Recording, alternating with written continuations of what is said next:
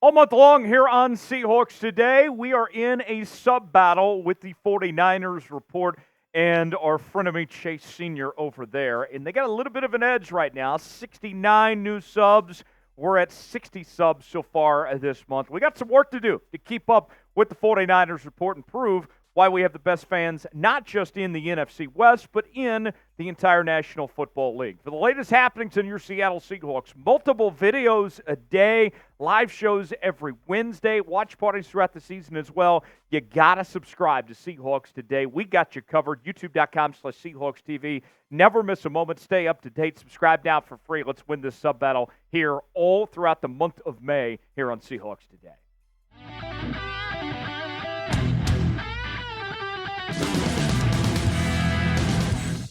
Glad to have you with us here on Seahawks Today. I am the incomparable Tyler Jones here with you. Thanks for joining us. We are talking blockbuster trade rumors. I got 3 players in the National Football League that are on the trade block right now that the Seahawks potentially could pick up the phone and grab up. They don't necessarily need to make any trades right now, Seattle, but there are some players out there that are looking for new homes that could fit what Seattle's looking for. We'll dive in just a moment of who those 3 players are here on today's show. With the NFL draft behind us, we'll go into it here in just a bit. Blockbuster, I got to tell you, big fan of Blockbuster back in the day. Sad to see Blockbuster go, but we're not going anywhere. Let's go ahead and start with Matthew Judon from the New England Patriots. I've been a fan of Matthew Judon for a long time. He was incredible in 2022. Last year got off to a great start to 2023, was one of the few bright spots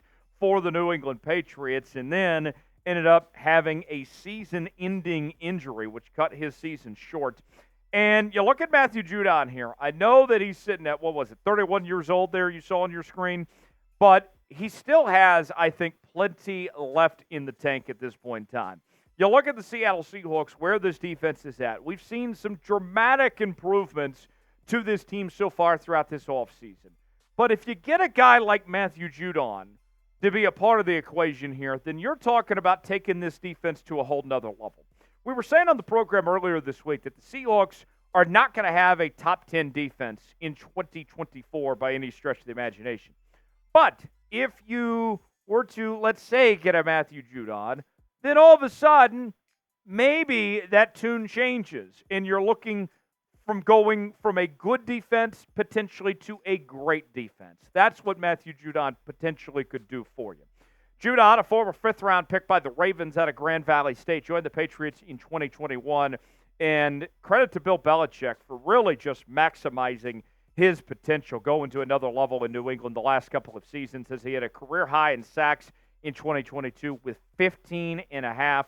Ended up going to 4 straight Pro Bowls from 2019 to 2022. And he was off to a good start last year before the injuries. He had 4 sacks in the first 4 games of the season before his season was cut short.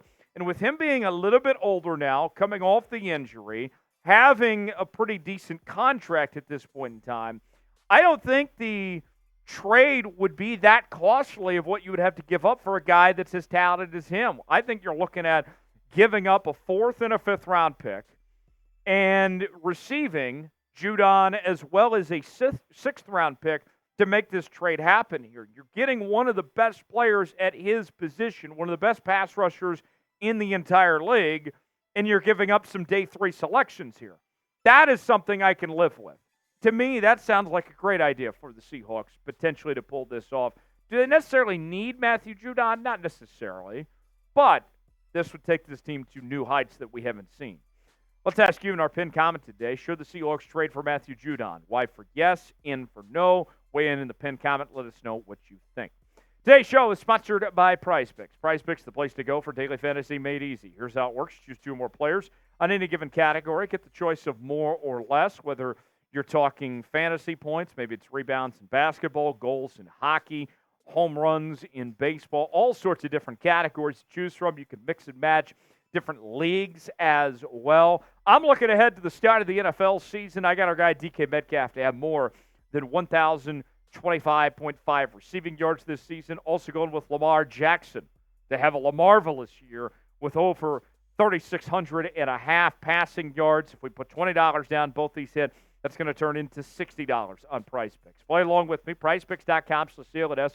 Promo code CLNS for a $100 deposit match on your first deposit. The link is in the comments and description of today's video. Download PrizePicks today. You'll be glad you did.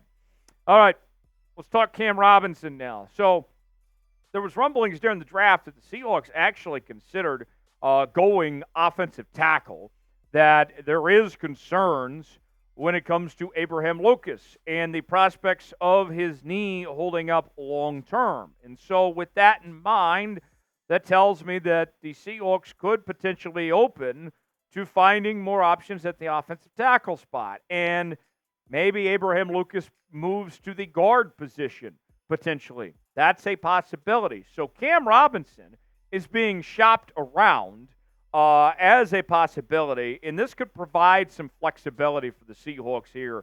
We're not saying kick Abe Lucas to the curb, not saying that at all, but just with the uncertainty with the knee, the potential of moving him to guard, Cam Robinson would make you feel a whole lot better about this offensive line as far as that goes. Plenty of experience, 84 games played with 84 starts.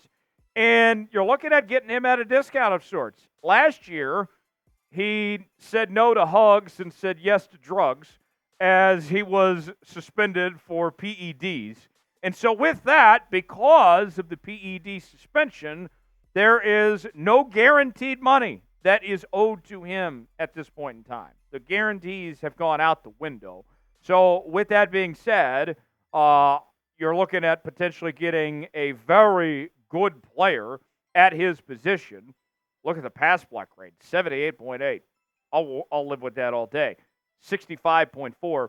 Getting him without having to pay the guarantees that he's owed. And I don't think you have to give up a ton for a player that's very solid at his position. I think you're looking at giving up about a third and a fifth round pick and getting him as well as a fourth in return. I'd be all in on that idea, personally speaking, for Seattle. And then you figure out what to do with Abraham Lucas, and hopefully the knee holds up here. I think you would be feeling a whole lot better about this offensive line if you're able to pull off this trade for Cam Robinson here. Let's ask you, should the Seahawks trade for Cam Robinson? Type T for trade, P for pass. You know what to do. Type in one of those letters in the comment section. Get going on that right now. All right, last one. Greg Newsome II. Not a junior. He's the second, damn it, which is what you should be. I would never name my kid junior. Greg Newsome. Here's the situation we could be potentially looking at if you were to acquire Greg Newsome. Seahawks don't necessarily have a need at corner per se, but if you bring in Greg Newsome, then all of a sudden Devin Witherspoon gets to play the position he wants of outside corner, right?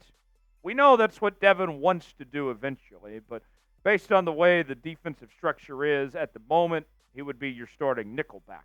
If you bring in Newsome, all of a sudden you got a really good nickel corner, and you can put Devin Witherspoon on the outside, Rake on the other outside corner, and all the opposing offenses start shaking. They start trembling all of a sudden with this secondary that you have, not to mention with Jenkins and Julian Love and all of that as well. You're looking at one of the best secondaries in football all of a sudden if you were able to pull this off. Newsome, the Browns just picked up his fifth-year option. But even with that said, we've heard from Andrew Berry, the Browns general manager, not really deny that they're taking phone calls when it comes to Newsome. With the money that they've paid other players, it doesn't necessarily mean that Newsome is not going to get traded just because they picked up that fifth-year option necessarily as far as that goes. Last year, his numbers at 49 tackles, 4 tackles for loss, 14 pass breakups, and 2 interceptions. And because he's still a very young player, just still entering his prime, his trade would be the most expensive of the 3 trades we've talked about today. You're looking up giving a second-round pick and just getting Newsome here. And then you got to figure out, okay, what does this mean for Trey Brown? What does this mean for Mike Jackson? And then your young corners you just drafted as well. But with that said, it still would be quite the group you'd be putting together. You don't have to do this, but it's intriguing. I can say that much. Who's the player you think the Seahawks should trade for? We've gone over a few names today. Drop one in the comment section. Let me know. Subscribe now to Seahawks Today. Thanks for joining us here on today's program. We will see you next time. Lock us in. Don't go anywhere.